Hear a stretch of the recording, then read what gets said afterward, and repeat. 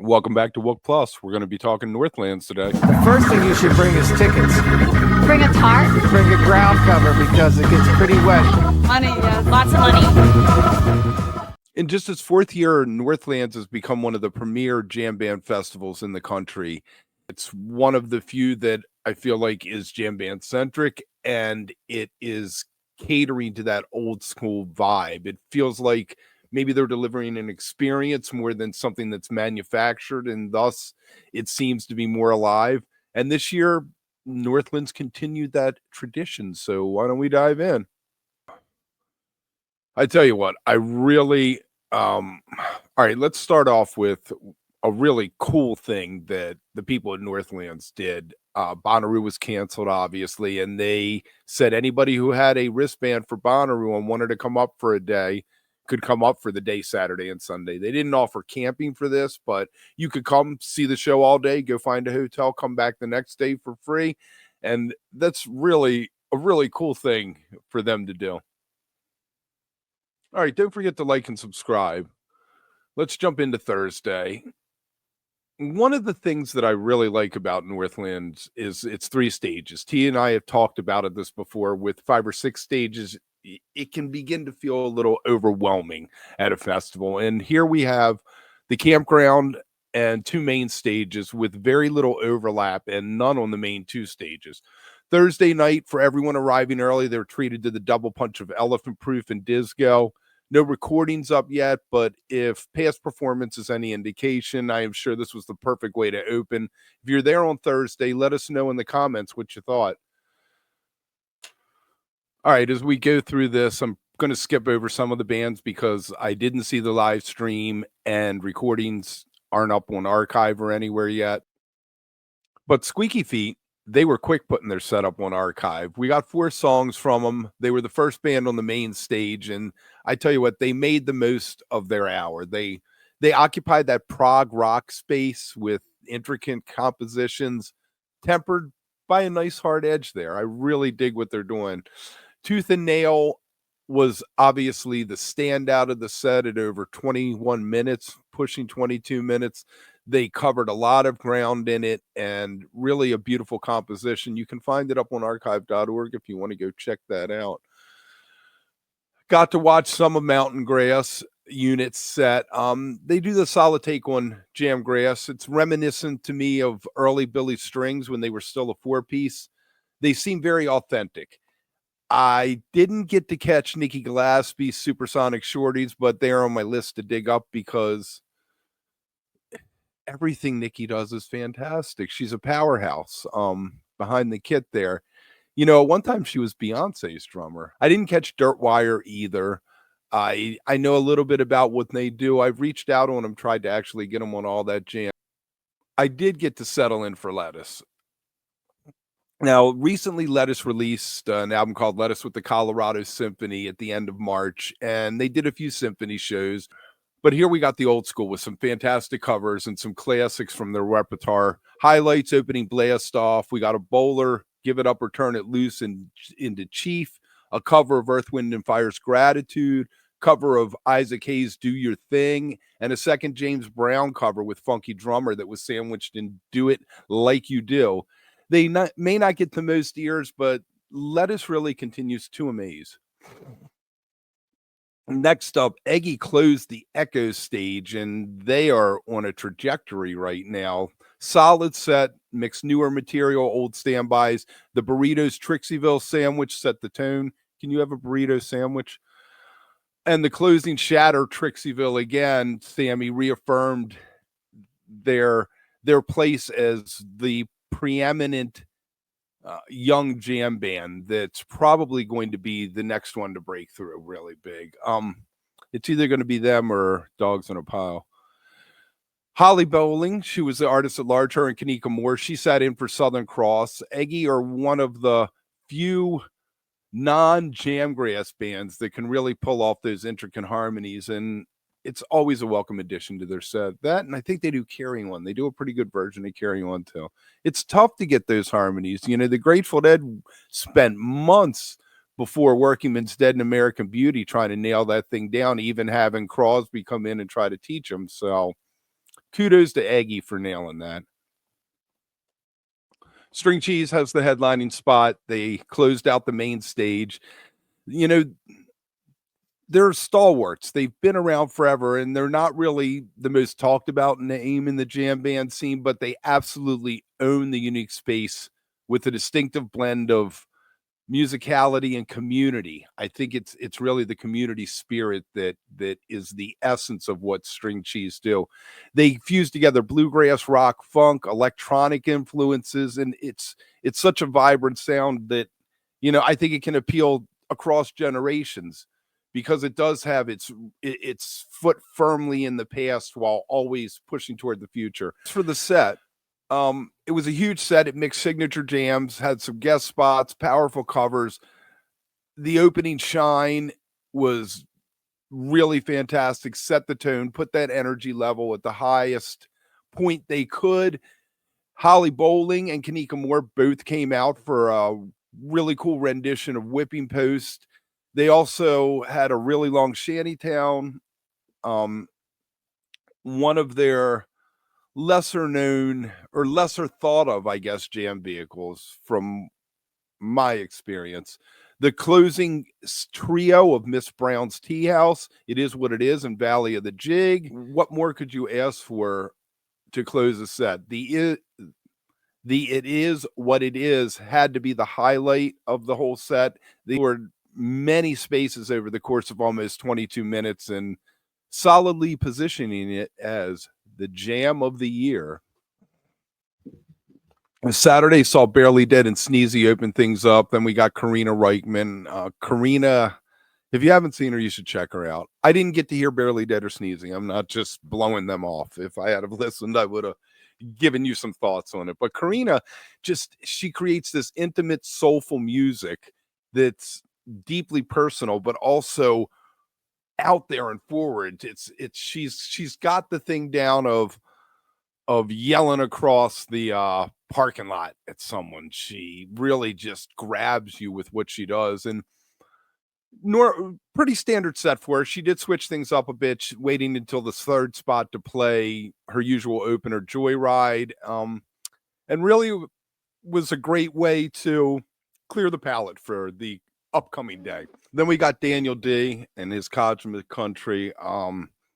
His fusion of vintage country and psychedelic music really puts a smile on my face. He's been making waves. It's really a bold thing that is really reminiscent of maybe like a Quicksilver Messenger Service or some of those early The Charlatans, some of those early psychedelic bands. He's pretty fearless with his guitar playing, and I feel like he has a pretty innovative approach. Great Lady Justice opener, one of his newer songs, Dance in the Desert. He really took that out for a spin into A Horse with No Name, rounded that out with High Country. So all in all, a really solid set. The Broadside Ballad, I guess, is going to be his next single out. That was nice, short and sweet. Sometimes short and sweet is the way to go. And we got Kitchen Dwellers, who brought back the Jamgrass vibe while expanding on it. They delivered a set that included Woods Lake and Letterbound and a cover of Little Feat's Dixie Chicken, which we got Holly Bowling, artist at large, on, and Daniel Donato came out and played a little guitar. This is the beautiful thing about this fest. You end one set that nods to certain American musical traditions like bluegrass, and the next set is another band doing the same, but in a radically different way. Soulive has kept a sparse touring schedule over the last few years, but with the release of their new EP, Cinematics Volume 2, a set that finds them leaning into a more atmospheric groove, they have been back on stage a few times, and Saturday's performance at Northland was a clear reminder that Soulive still have plenty left in the tank, delivering a full set of telepathic interplay, unfussy articulation, and deep pockets that made them a fixture on the scene for so many years. I'm glad to see them back together. I talked to Alan Evans maybe a year and a half ago. You can find the interview over on All That Jam. And he was saying that he wasn't playing drums anymore. He wasn't going to play drums. And boom, he's back out there. So if you can catch them, because there may not be many more Soulive shows. I really love what Andy Frasco does. He's just having fun with it. And he can go from heartfelt to How to Cure a Heartbreak to soulful with Bill Withers' Ain't No Sunshine to just a fantastically powerful medley of Song 2 into War Pigs into Song 2. And then nice little a great way to close the set with Dancing Around My Grave and God at a Festival. He did 18 songs over his hour and a half, and he gave the people what they wanted, an over the top push. He gave them an over the top push to get through late Saturday night, which saw Cory Wong close the Echo stage and Mel the day's festivities on the Mountain stage. Cory Wong, he isn't deeply improvisational, but he is a master at his craft, and the band is tight. He puts out an uplifting genre blending kind of thing, funk, jazz, pop, electronic. I don't know any of the songs' names, and I could not find a set list anywhere, but I really enjoyed all of it. It's something, again, that I would like to come across the set list for so I can put some names to faces. It's a perfect dose of feel-good groove before Mo. The addition of keyboards has really been a game changer for Mo, expanding their sonic palette and opening up new creative avenues. Nate's versatile playing, adds fresh textures to the old ones, adds depth to some of their songs, and it really complements the band's core sound. I feel like it breathed new life into Mo. It's allowing them to explore new territories that they couldn't without having the keyboard. And I feel like his influence is evident not only in that portion of it, but also he brings some new songs to the band from Ghost of Jupiter and from his Nate Wilson group. And the covers, they've added a bunch of neat covers that they probably would not have done before.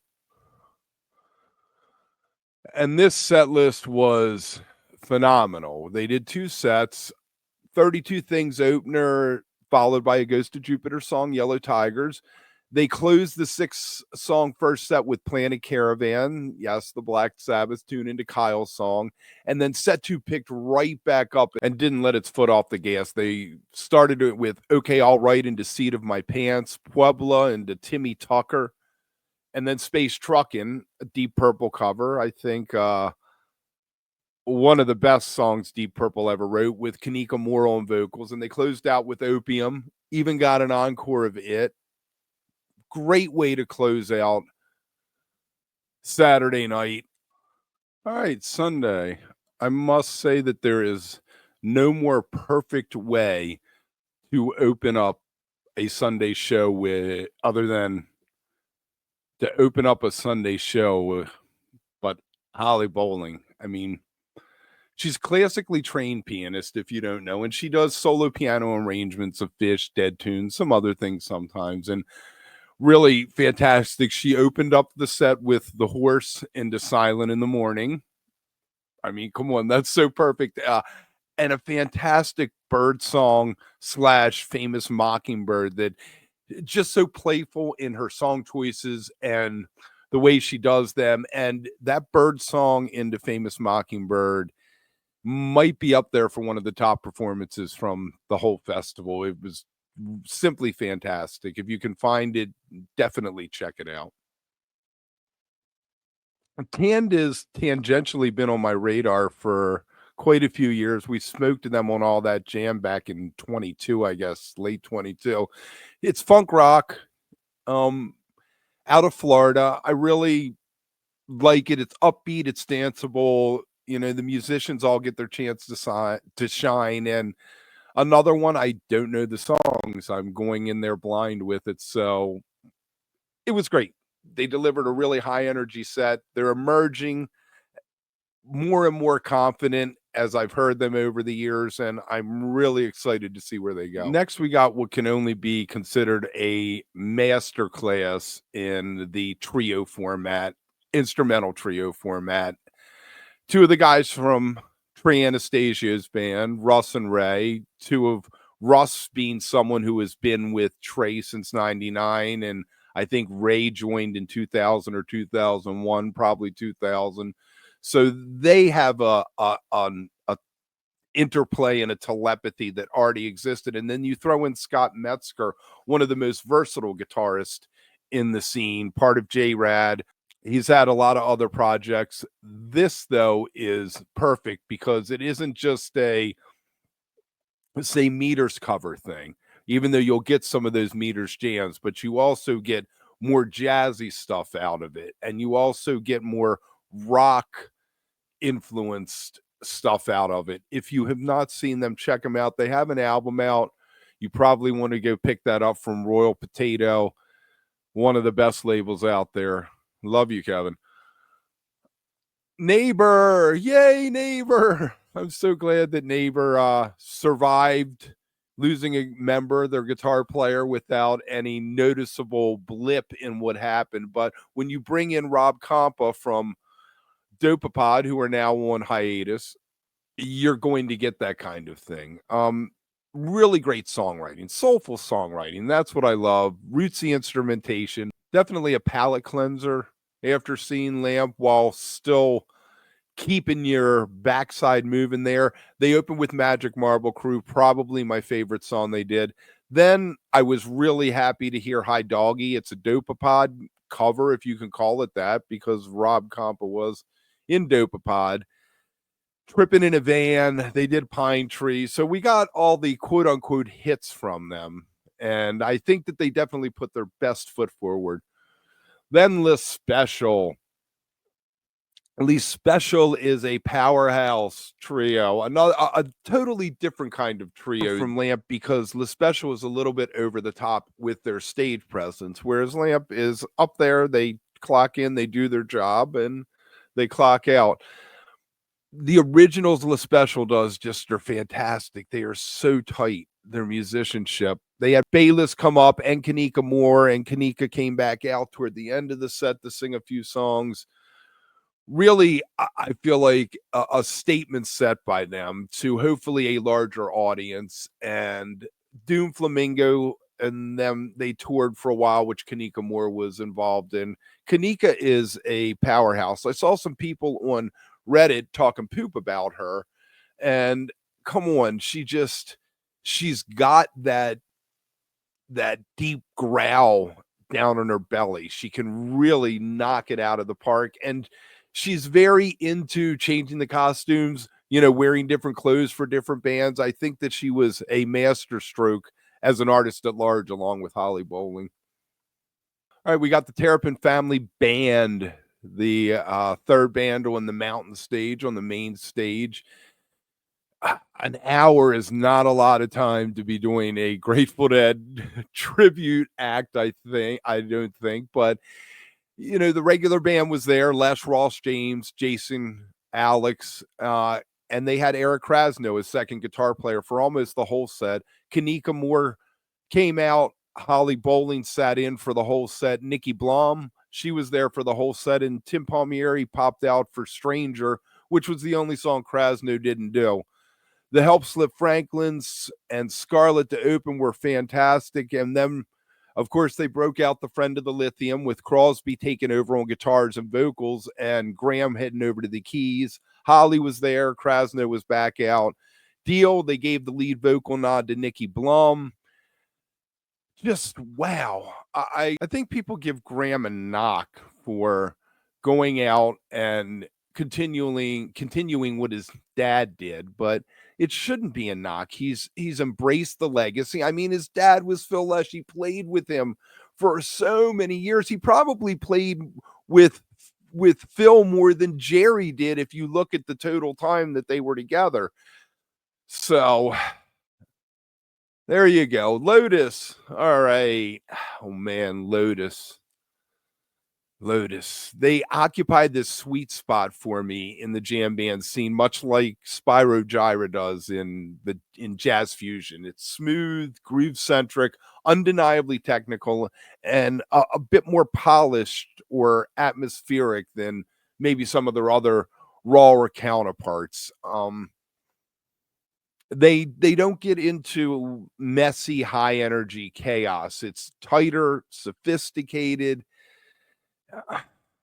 I really am so happy that they survived what could have been a band-ending tragedy and gelled into this, and losing their original guitar player and having Tim Palmieri come in, gelling into this completely solid 4-piece that just next level stuff. All right, and then the closer, we got 2 sets of Umphrey McGee. Umphrey did not miss a beat. Chris Myers said he was taking some time off. They bought in trucks for a couple shows, and then Scotty Zwang was with them here, and he's going to be with them, I think, most of the way for the rest of the year. And when you're Umphrey's and you open with Silent Type, it means good thing. Jake doing some nice staccato work in there. They took it for a nice ride, landed it perfectly. They're masters at that. They can turn on a dime. Other bands might take a lesson from them and listen a little more instead of pulling a ripcord. Then we got Puppet String, into Jajunk, and Holly Bowling came out, played keys with Joel. Simply fantastic. You could just see the love between the two of them. We got a mail package with Jake doing his best vocal stylings, and closed the set out with Believe the Lie. Rory Dolan from lespecial came out. Scotty let him hop on the drums there. The second set was just sick. Wappy Sprayberry into Hurt Bird Bath is just, it's cruel to do to people who've been at a music festival for 3 days to open your second set. And it was simply fantastic. Two of their great songs paired together flawlessly. We got a Higgins, we got a Den, we got a Ringo, and then Kanika came out for a cover of Long Way to the Top, if you want to rock and roll, the AC/DC classic. Fun stuff. They encored with Glory, and they finished out Puppet Strings. Really was a fantastic set from them. So overall, Northlands is the festival, I guess, that I'm trying to go to next year. I'm kicking myself for not going. I had All Good up the street, and it was cool.